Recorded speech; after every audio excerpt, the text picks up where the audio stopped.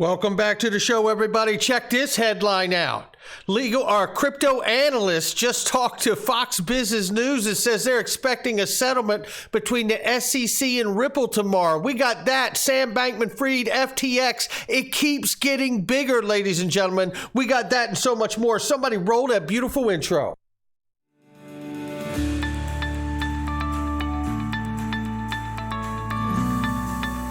Digital Perspectives with Brad Kimes. Come on in.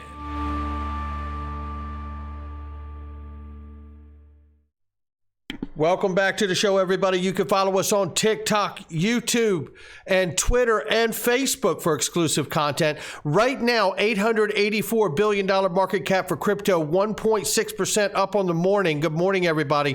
Bitcoin, 16,900 plus. We see they're off by more than 18%. 1,200 plus for Ethereum, 19% off on the 7-day for all of these. And we see 35 cents for XRP right now, off by 24.8%. Unbelievable, ladies and gentlemen. I mean, what a morning. We are seeing so many losses. But you know what? Let's get started here because you need to see this. I talk about it all the time. It's linked to, ladies and gentlemen. We're going to hear some news today. We don't know if it's 100%, but look, Uphold. I just told you about Uphold. It's sold out. PolySign, waiting for that to come back on the board because that goes like you wouldn't believe. Everything on here goes. What am I talking about? Look, Ripple is going to have a public exit according to Brad Garlinghouse. If you're an accredited investor and you haven't pulled the trigger on getting some of Ripple shares, you can do it at link2.com. And let me tell you, I don't know if it's accurate, but we have a crypto analyst that has told Fox Business today, this morning, moments ago, that they are expecting a settlement in the SEC versus Ripple. So we'll get to that in just a second. But check out the link for link2.com underneath of the video. Don't mess around if you're accredited. Here we go. I love my sponsor. Go Link2. Bitcoin right now, again, 16,009, 1273, and we see XRP at 35 cents. The market is bleeding heavily, ladies and gentlemen. This is CZ Binance. His quick comment on what has happened here with SBF and FTX and the shape of this crypto space. Take a listen. And that actually destroys consumer trust. When they don't trust them, they don't go to them. They actually go to a platform they trust. No one can protect a bad player, to be very frank. If a guy is very good at lying and is very good at just pretending to be what he's not, somebody wants to violate the law is not going to prevent that. The law can help to reduce that. As industry players, we should be more vocal about it. We should set very strong standards for the industry. And absolutely agree with every single bit of that. Now, take a quick listen. We're not going to play this whole clip here, but I do want you to hear the first run of this. This is really Chamath Palihapitiya here, certainly guru investor here. But listen to what he says when he talked to actually SBF and the FTX team. Take a listen. In that $17 billion round, and I did a Zoom with him. And after the Zoom, I'm like, this doesn't make much sense, but I'll have my team do some work. We did some work and we sent him a 2-page deck. And we said, here are our recommendations for taking the next step. Cover your kids' ears if they're in the room. One was the formation of a board. The second was the creation of dual class stock. The third was some reps and warranties around affiliated transactions and related party transactions. And the person that worked there called us back and literally, I'm not kidding you, said, go fuck yourself. The developing story of... I mean, that's just unbelievable, right? I mean, this is a seasoned investor here, but you know what? The conversation continued through the weekend because Brad Garlinghouse dipped into a Twitter space that was happening here and shared some very, very candid thoughts and information that you could find on Ripple's website, because he began by really just coming in and, to talk about, the FTX situation, Sam Bankman-Fried, and, how, obviously that's not right. It's not good for the space, all this.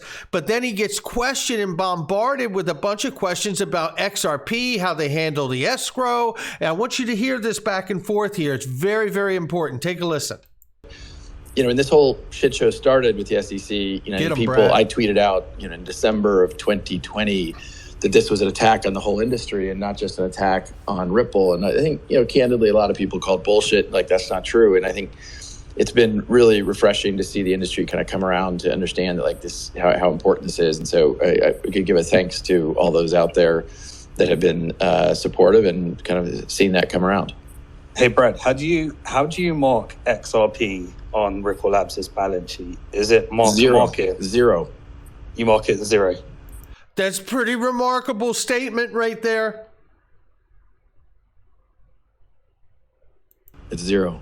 It's not on our balance sheet. Is that what you think how it should be done with all the? Let me tell you, that's a pretty remarkable statement from Brad Garlinghouse. They mark XRP as 0 on their balance sheet. How do you mark XRP on Ripple Labs' balance sheet? Is it mark to market? 0. You mark it 0. It's 0. It's 0. Mark it at 0. Now, the first thing that hit me, and I had a handful of friends contact me after they heard this Twitter space too, and their question was the same as my question, which is, how do you value your XRP at 0 unless maybe there's a possibility it isn't yours? It's not on our balance sheet. Is that what you think how it should be done with all these companies? I don't know. I mean, look, again, facts and circumstances, and I don't want to opine on how other people should do it. Ripple has no debt. For all intents and purposes, we've never had any debt. We've got $1 billion of cash. So who owns the XRP in Treasury? Say again. And now you can hear it dawning also on the person asking, I believe it's Simon Dixon, like, who owns the XRP in the Treasury then? It's washing over him the way it was me and everyone else, I think, hearing that comment there. Which entity owns the XRP? Well, that you have on the Treasury? Yeah. Ripple Labs, the parent company. All the things I just said with regard to Ripple Labs, the parent. So, where it sits in a particular subsidiary or something like that for structural reasons, is kind of irrelevant for that purpose. But does it get factored into your equity value when raising finance, the number of XRP on the balance sheet? Well, we haven't raised. I mean, that's not a question for me to answer, right? Because I'm not the investor. It's somebody coming in to invest in Ripple would make a determination on all the assets that Ripple has. We have a rapidly growing business. We own a bunch of cash. We've invested over $500 million in over 60 companies across the crypto space. Some XRP related, some having nothing to do with XRP. I'll let others opine on that. We haven't raised money in a long time. The last private money we raised was at a $10 billion valuation in 2019, I think. I think that's right. Yeah. Full disclosure, I'm actually one of your shareholders. You may not know, but from a long time ago. But the XRP on the company balance sheet across the whole group is marked at 0. It doesn't factor in. It's still getting him, and I understand it. It gets me too. It makes for a lot of other interesting questions. First of all, I mean, I'm not doubting Brad Garlinghouse. Brad Garlinghouse is a beast, man. I got mad respect for him. But it does beg the question about whether I know they use the escrow when it's released. They do operation expenses, these things, fund new partners. I get all of that, but it is quite a puzzling thought to think of it at 0 value for Ripple. How do you account that asset? Well, because you do sell a lot of those XRP, right? Those are sold into the market.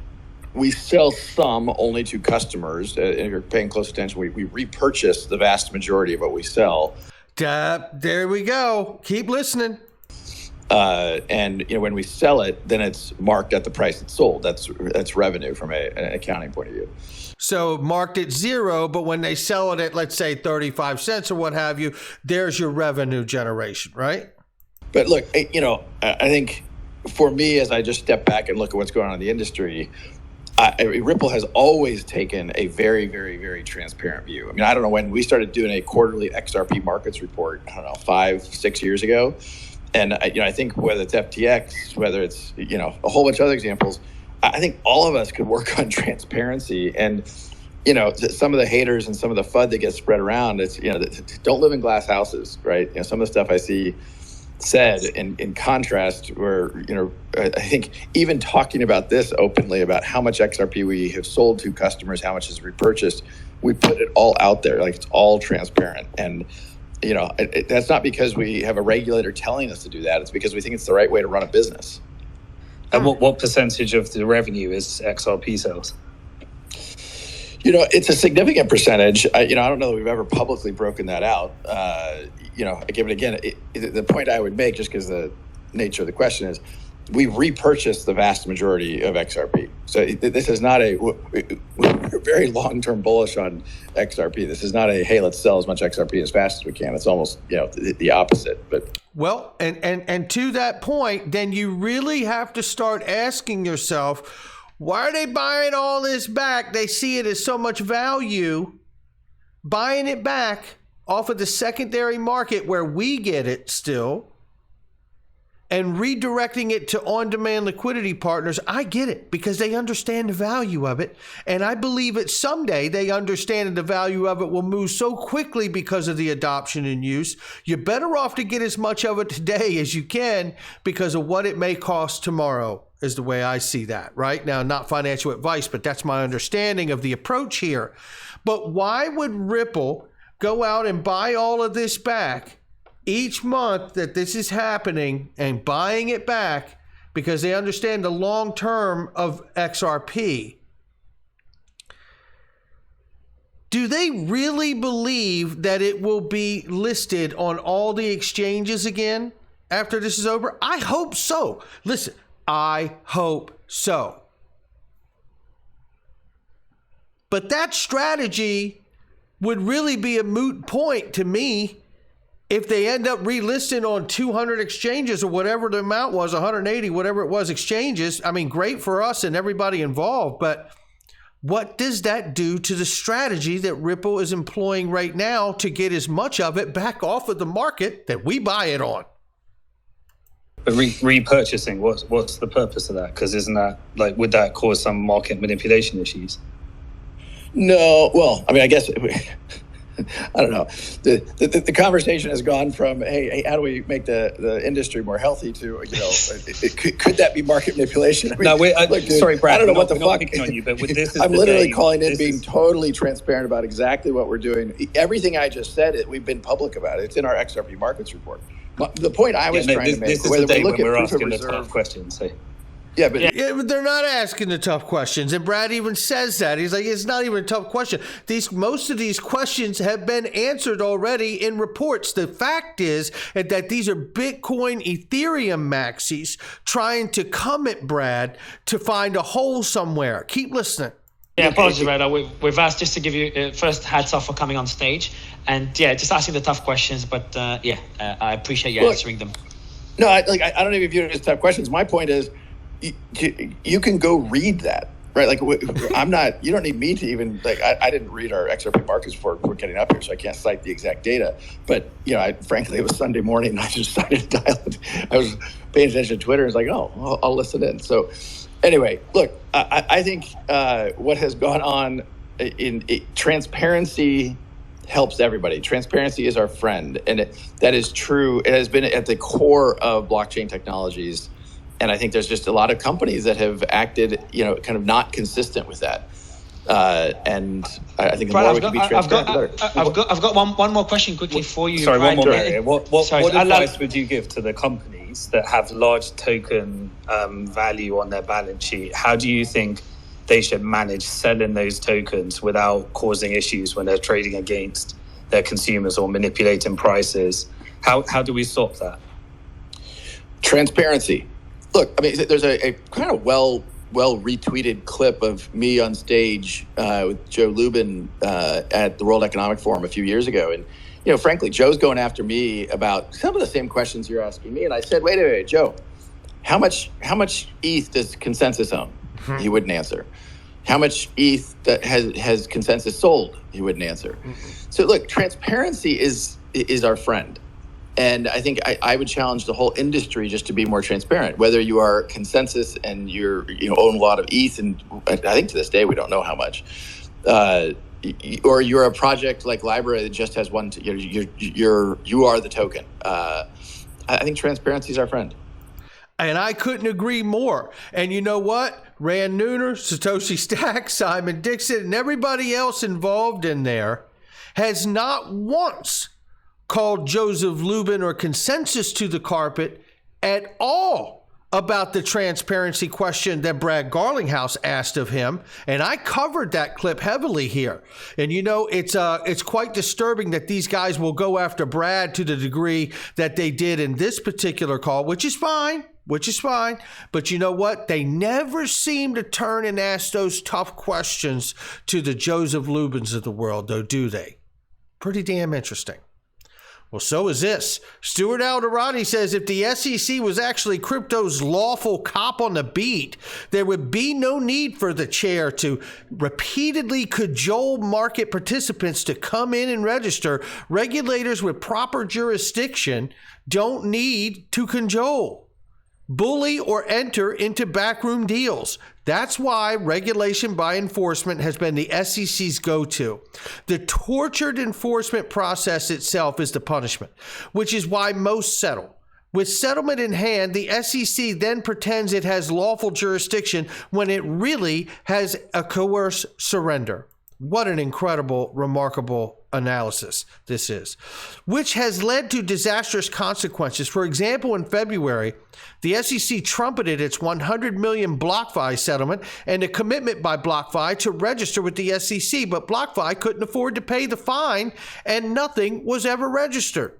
Instead, BlockFi was allowed by who to be rescued by SBF, who, if reports are true, got access to BlockFi's assets, including customer deposits, and once again, the bankruptcy lawyers are getting rich while consumers are left holding the bag.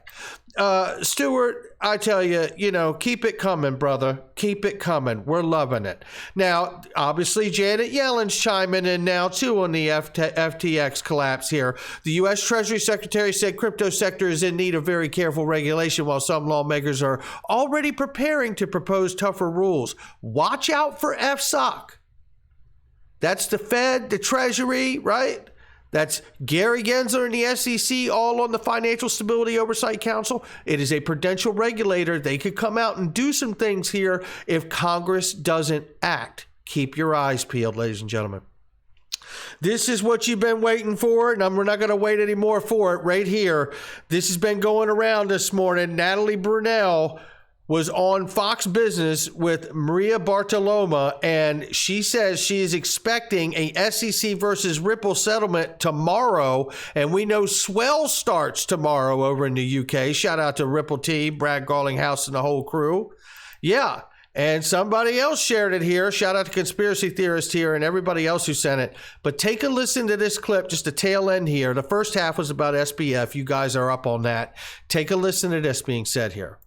Have the potential to create wider losses in more assets and more traditional assets. I know you're expecting a settlement tomorrow in the lawsuit between the Securities and Exchange Commission and Ripple. The SEC's filing from 2020 alleged that Ripple Labs and two of its executives raised over $1.3 billion through an unregistered digital securities offering. This is a separate case, but your thoughts on whether any of this has the potential to take down other markets like the stock market?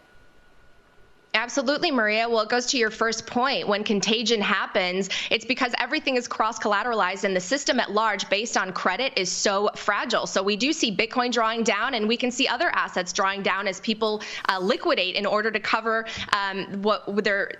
cover their margins and their shorts. And so I think what's important to know about the SEC and Ripple, and it'll be interesting to see what the verdict will be, is that the SEC charged Ripple with violating securities law and argues that it passes the Howey test. It says that it's a common enterprise, an investment contract and a common enterprise. And the big thing I want people to remember, no matter what happens tomorrow, is right now you can go to Twitter or Google and you can find Ripple's CEO. And Ripple is the largest holder of its own token. Sound familiar? So if there's a CEO, if there's a company, if there's a pre-mine, a foundation, an ICO, it's not Bitcoin. And be careful trusting your life savings to a CEO. Wow. Well, what I find interesting about that is that she doesn't give a favorable outcome per se here. but still calling for a settlement. Now, she doesn't say why she believes that settlement will happen. What I say to you, if we see a settlement, I would encourage everybody to know, I think ETHgate and the uncovering and the collapse of FTX and everything that is being dug up now currently that suggests there are incredibly deep ties of corruption involved here. That's the appearance we have so far, ladies and gentlemen. I don't want to go as far as to say it's fact yet, but everything is looking like a massive, massive ball of coercion and corruption, and it's just despicable. But you know what?